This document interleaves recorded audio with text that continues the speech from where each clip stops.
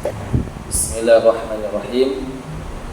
Sekarang kita masuk pada tilawati 3. Kita lihat di sini ada lam sukun. Di tilawati 3 ini banyak huruf yang disukun. Maksudnya apa?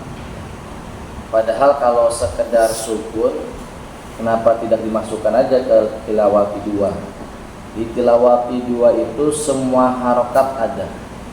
Nah, mulai yang fathah, kasrah, dhamma, fathatain, kasratain, dhammatain, semuanya ada. Kemudian juga sudah ada bacaan yang panjang, panjang A, panjang I, panjang U, dan juga sudah ada yang satu barisnya itu satu kalimat yang panjang. Secara tulisan di tilawati 3 sama dengan tilawati 2. Tapi di sini ada sukun. Bukan sekedar sukun. Kalau sekedar sukun ya mudah saja untuk langsung digabungkan kepada tilawati 2. Tapi maksudnya adalah bahwa di tilawati 3 ini untuk mempertajam makhraj dan sifat huruf. Karena ini adalah ikhtiar belajarnya orang Indonesia, maka ini menyesuaikan. Sejak awal tilawati 1 itu makhraj sifat sudah harus diajarkan dengan cara yang benar. Tapi diberikan keringanan untuk berproses. Kalau sejak awal langsung diperketat, sementara hurufnya saja belum hafal, sehingga dimudahkan, tapi gurunya tetap mengajarnya harus dengan cara yang benar. Kalau berdasarkan matan Jazari, id wajibun alaihim muhatamu qabla syuru'i awalan ay'alamu ma kharijal hurufi was sifat. Harusnya dari awal itu langsung makhraj dan sifat. Nah, ini kan belajarnya orang yang lahjanya Arabiyah, dia huruf hijaiyah sudah hafal, maka langsung penekanan pada makhraj dan sifat. Sedangkan kita orang Indonesia huruf saja belum hafal, sehingga prosesnya dimudahkan, diringankan. Maka untuk tilawati adanya penajaman makhraj dan sifat di tilawati 3. Jadi bukan sekedar sukun, karena memang untuk kita lebih jelas mengetahui makhraj dan sifat, caranya huruf itu disukun. Nah, ketika berharokat itu berbeda dengan ketika disukun. Ketika disukun akan lebih jelas makhraj dan sifat huruf. Jadi maksudnya adalah itu. Tilawati 3 ada huruf sukun, bukan sekadar sukunnya, tapi ada yang menjadi tujuan utama, yaitu penajaman makhraj dan sifat huruf. Perhatikan di sini, ini ada lam sukun. Al, ya, al.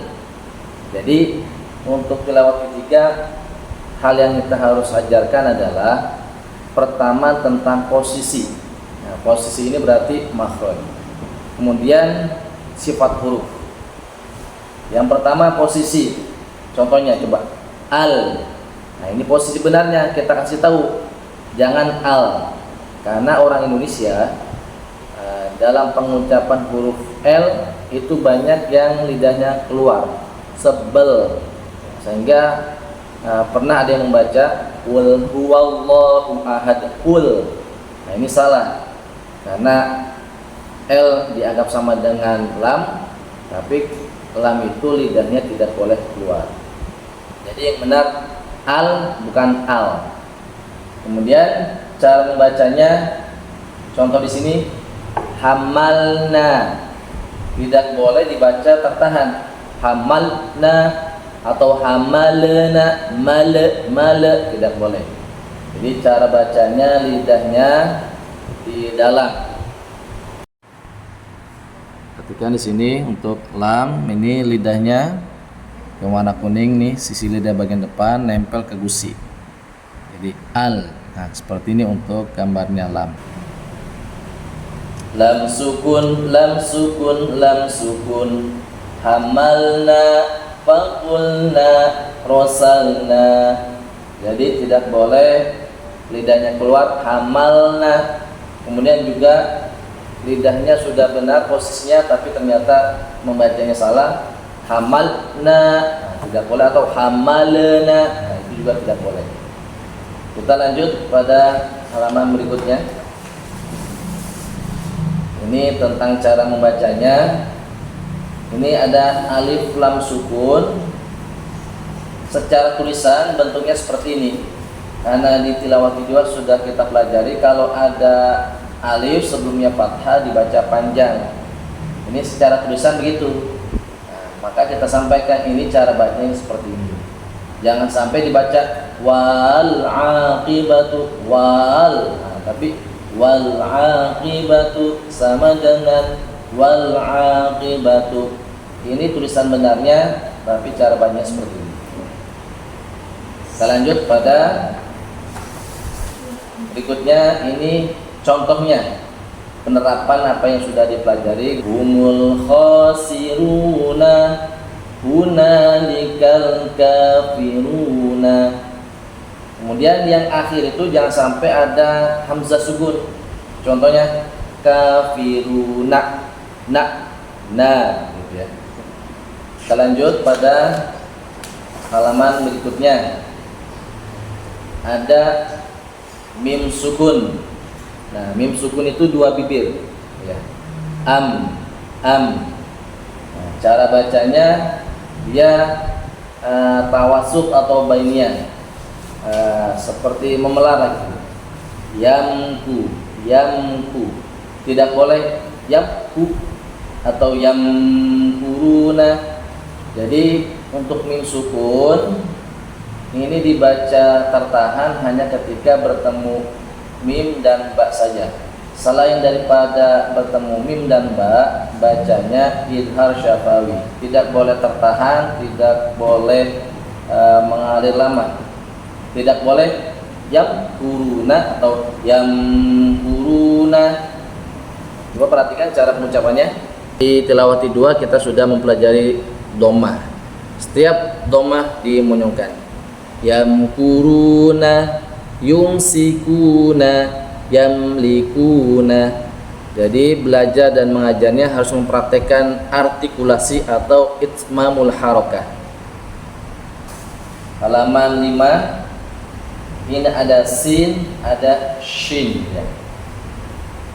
Sin itu ujung lidah dengan gigi seri bawah. Sama hurufnya secara makhraj dengan zai dan sad. Jadi zai sin sad itu satu makhraj. Ujung lidah dengan gigi seri bawah. Jadi bas.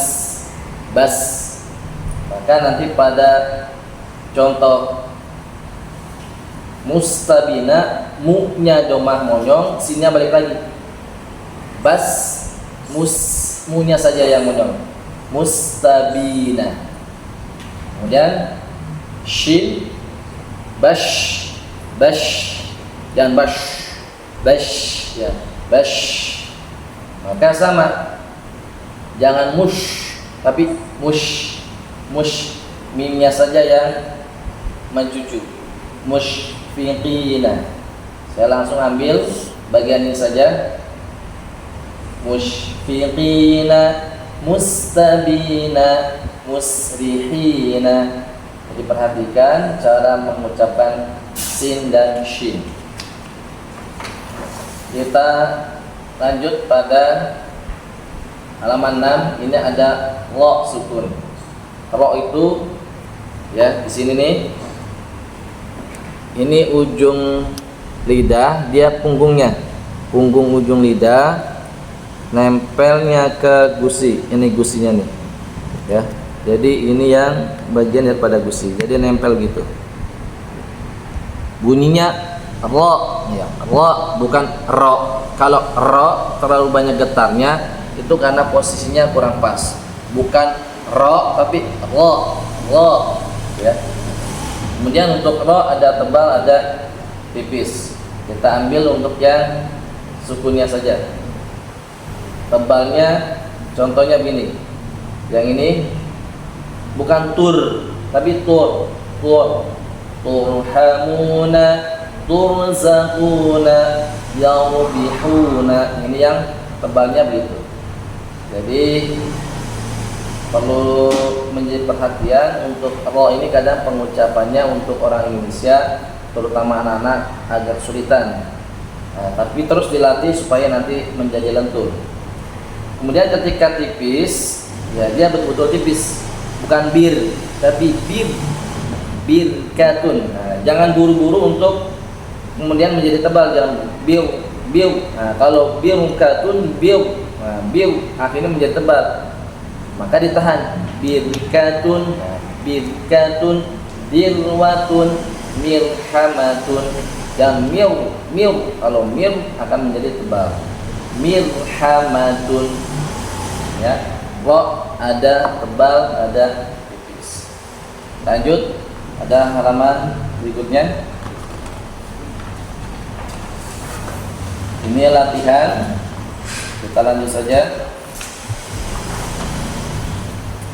Nah, ini juga latihan untuk bacaan satu baris satu kalimat, tapi belum diwakof.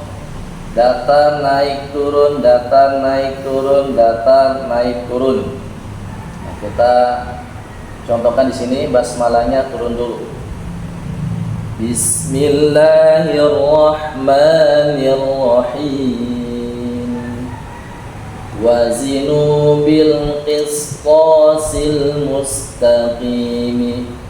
Datar, sekarang naik. Tilka ayatul kitabil mubin. Turun. Wala tuti'il kafirina wal munafiqina. Kemudian datar lagi, naik, turun, dan seterusnya. Ini untuk melatih kelancaran. Kita lanjut halaman berikutnya.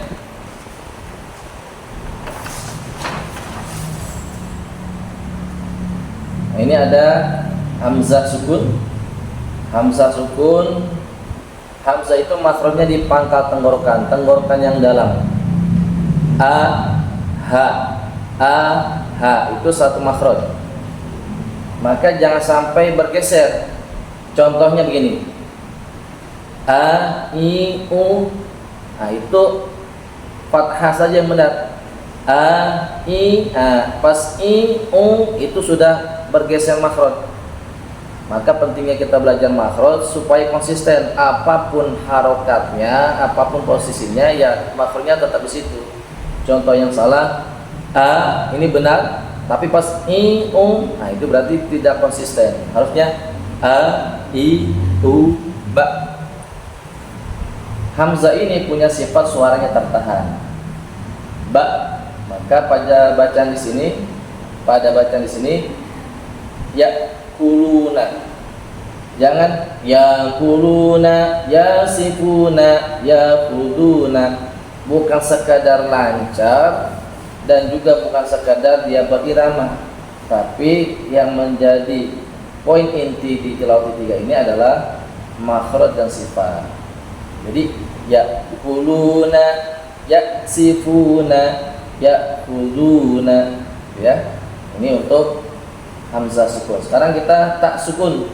Tak itu makhrajnya ujung lidah. Ini ujung lidah dengan ini nih, pangkal gigi seri atas. Jadi seperti ini. Ta, satu makhraj dengan dal dan to ya. Ta, dal, to itu satu makhraj.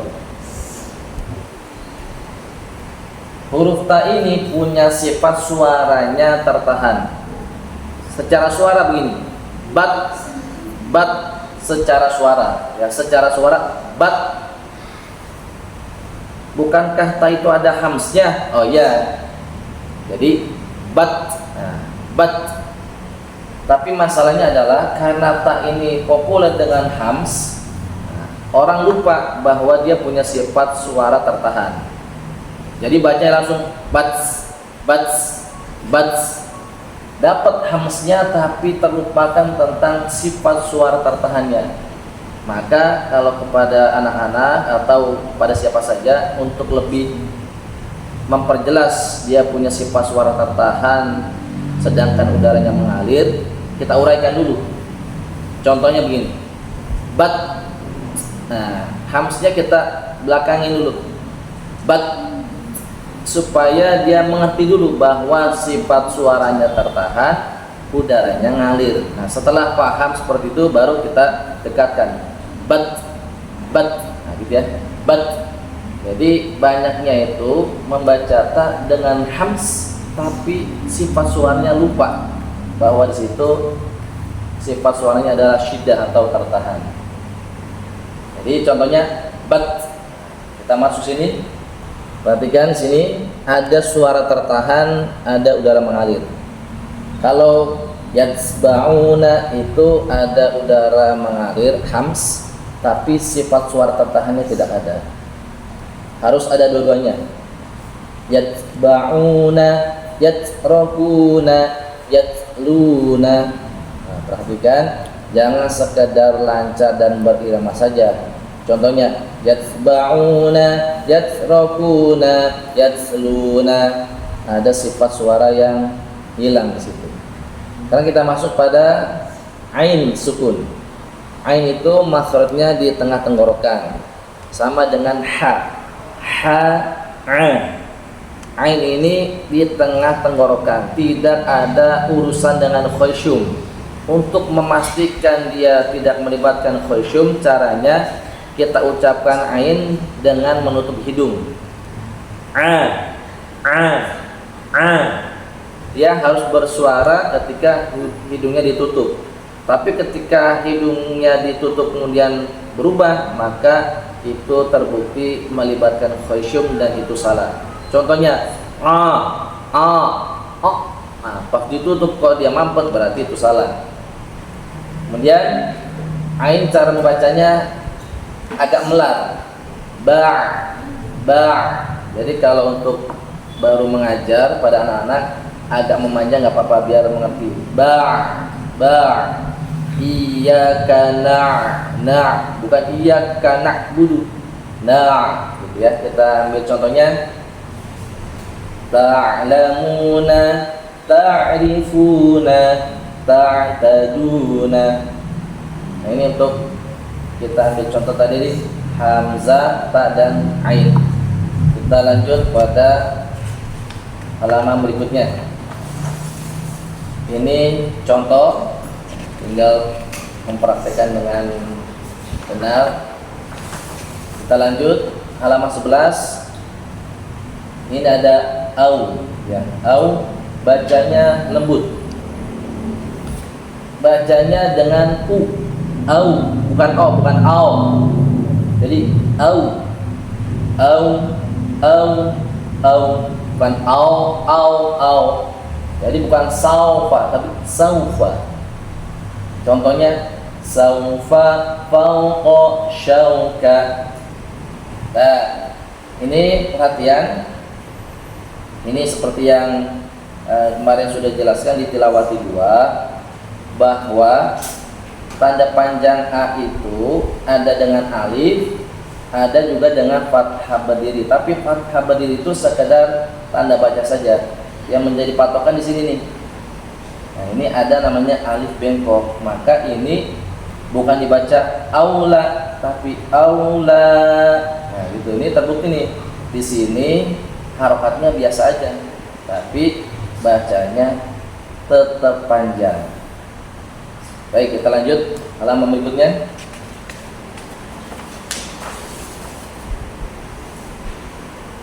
Untuk yang ini ai bunyinya i, jangan e, bukan ae.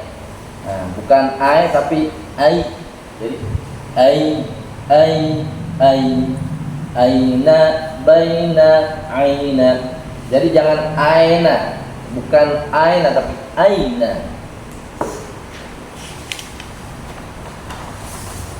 Berikutnya adalah latihan. Kita lanjutkan. Berikutnya ada fa, ya. Fa ini bibir bawah dengan ujung gigi seri atas. Af, af. Ya. Tidak ada orang yang tidak bisa mengucapkan huruf fa asal syaratnya terpenuhi. Syaratnya adalah dia punya bibir bawah dan juga punya gigi seri atas. Itu syaratnya.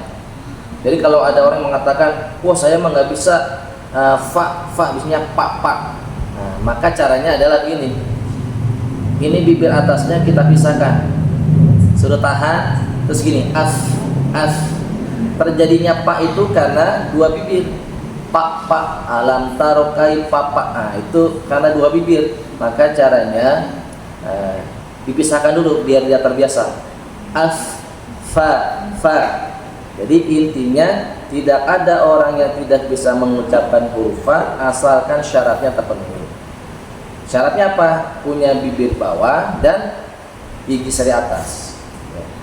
Af, ya, baf. Nah, bacanya dia mengalir suara dan udaranya. Jadi bacanya yaf'aluna, yaftaruna, yafsuduna. Tapi juga jangan sampai yafu gitu ya. Yaf'aluna itu salah. Berikutnya ada dal. Nah, dal itu ini ya, ujung lidah dengan ujung gigi seri atas. Za sama dengan sa dan lo ya. Sa dan lo sama. Bal ini suaranya mengalir tapi udaranya tertahan. Talhabina, talru'ina, tallaqina.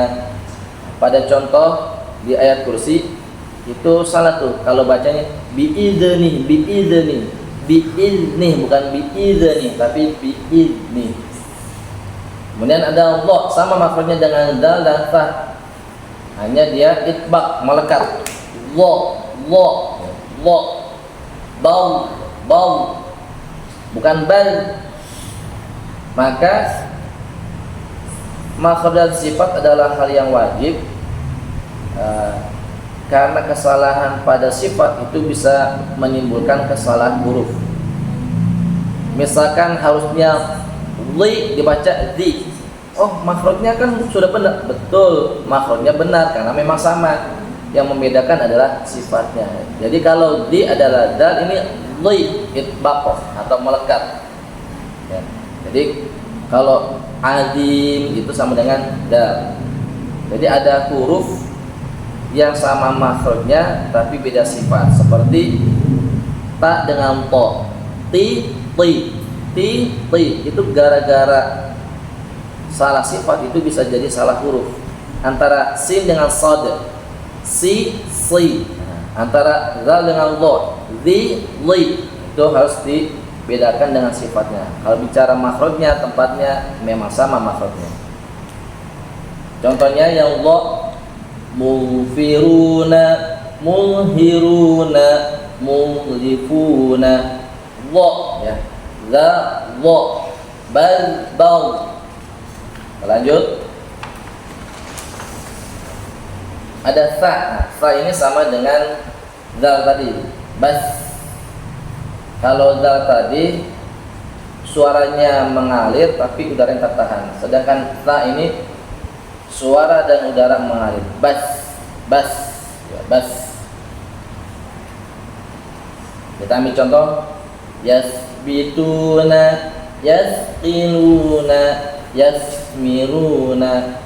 Berikutnya ada ha, bah. Suaranya khas ya, suaranya khas. Nah, setelah kita belajar makhraj, maka sesungguhnya tidak ada istilah ha besar, ha kecil. Yang ada adalah ha dan ha. Orang Arab sendiri akan bingung kalau mengatakan ini adalah ha kecil, yang ha itu ha besar. Mereka akan bingung karena tidak ada istilah ha besar, ha kecil. Maka kita perlu belajar makhraj huruf. Ini ha, bah, ar-Rahman, ar-Rahim. Bah, contohnya muhsinina, muhribina, muhzinina, ya. Kemudian ada kha. Kalau tadi ha di tengah tenggorokan, dia naik ke atas. Ha, kha, ha, kha, kha. Bah, bah, bukan bah, karena dia punya sifat pangkal lidah naik. Bah, bukan akhbaroha tapi akhbaroha. Contohnya muhsirina, mukhrijina, mukhbirina. Ya, ta, ha, kha harus diucapkan dengan makhraj sifat yang benar. Lanjut pada huruf berikutnya, ghain. Sama dengan kha makhrajnya. Kha, gha, kha, gha, bal, bal, gha, gha. Untuk melatihnya dipanjangkan dulu. Karena kalau pendek kadang go, go. Nah, enggak dapat go. Ghairil maghdubi. Nah, apalagi begitu. Bal. Maka untuk melatihnya dipanjangkan. Gha, gha. Bal, bal. Suaranya mengalir. Yaghfiruna, yaghlibuna, yausiluna. Jangan sampai yaghfiruna, yaghfi, bukan yag, ya. Kemudian zai, ujung lidah dengan gigi seri bawah. Za sama dengan sin dan sad makhrajnya. Zai kelihatannya sederhana, tapi ternyata yang sudah jenjang Quran pun itu banyak yang kemudian membacanya hilang daripada sifat huruf zai.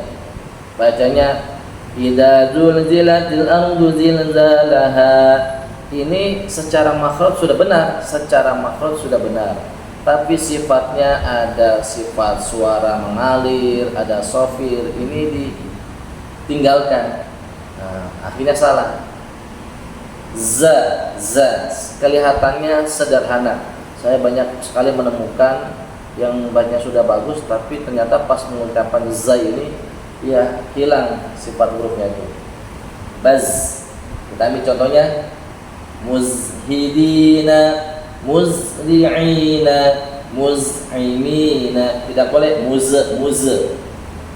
Jadi di kita itu huruf berbeda-beda. Ada ja, za, za. Yang tidak belajar makhraj itu semuanya jadi j. Nah, ja. Nah, alaji misalkan gitu. Harusnya alladhi. Nah, atau idza zul, ada zal, ada zai. Ini ijajul, jadi j semuanya. Itu yang tidak belajar makhraj. Jadi beda-beda. Ada a, ada a, ada ha, ada ha. Ada sa, sya, so. Nah, itu beda-beda. Jadi ada si, shi. Nah, itu beda-beda. Maka perlu dan wajib belajar makhraj serta sifat huruf. Kemudian sad. Nah, ini sad sama dengan zai makhrajnya. Bas. Yuslihuna, yusbiruna, yushibuna. Kita lanjut pada halaman berikutnya. Ada kaf, ya, ada kaf. Kaf ini punya sifatnya sama dengan ta. Suaranya tertahan, udaranya ngalir. Bak itu secara suara, tapi kemudian dia punya udara yang mengalir. Bak. Nah, bak kita uraikan dulu biar paham bahwa suaranya tertahan tapi udara mengalir. Setelah paham gitu baru bak. Alam nashrah laka sadrak. Rok. Kalau langsung rok, udara mengalir tanpa suara tertahan, ya salah, karena sifatnya huruf itu punya pertama. Kalau kita ingin mudah menghafal, kita urutkan. Pertama sifat huruf terkait udara. Itu ada udara mengalir namanya hams. Udara tertahan namanya jahar. Kemudian suara. Yang kedua suara. suara itu ada suara tertahan namanya syiddah, suara mengalir namanya rakhwa, kemudian di antara tertahan dan mengalir ada namanya tawasut atau bainnya, mengalir sebagian. Kemudian ada sifat pangkal lidah, ada yang naik isti'la, ada yang turun istifal. Kemudian ada permukaan lidah, ada yang tertutup atau melekat namanya itbaq, ada yang terbuka namanya infitah. Ini 4 hal yang pokok. Adapun idlaq dan ismat, Syekh Aiman Sued juga tidak membahas karena dianggap itu barang sudah jadi, tidak berpengaruh pada bacaan. Ada yang mengambil seperti itu, nah kita ambil yang sederhana aja. Jadi pertama sifat huruf terkait udara, suara, pangkal lidah, permukaan lidah. Kemudian setelah itu sifat yang tidak berlawanan, ada qalqalah, istitolah dan lain-lain. Jadi ini bak. Perhatikan ada suara tertahan, udara ngalir. Yaktubuna, yaksuruna, yakshifuna. Jangan sekedar lancar dan berirama. Kemudian ada ha, pangkat tenggorokan. Ha, bah, ya. Muhtadina, muhlakina, muhra'ina. Kemudian ada dot, ya, ada huruf dot. Makhrajnya itu sisi lidah bagian dalam yang sini dengan gigi geraham atas bagian dalam. Sini dia melekat begini. Kita ambilkan gambarnya. Ini yang warna hijau sisi lidah bagian dalam, kiri kanan. Nah, ini menempel pada gigi geraham atas bagian dalam. Kalau yang kuning ini punyanya lam nih. Nah, gambarnya seperti ini. Lebih jelas. Nah, ini lidah tuh ya. Posisinya seperti ini.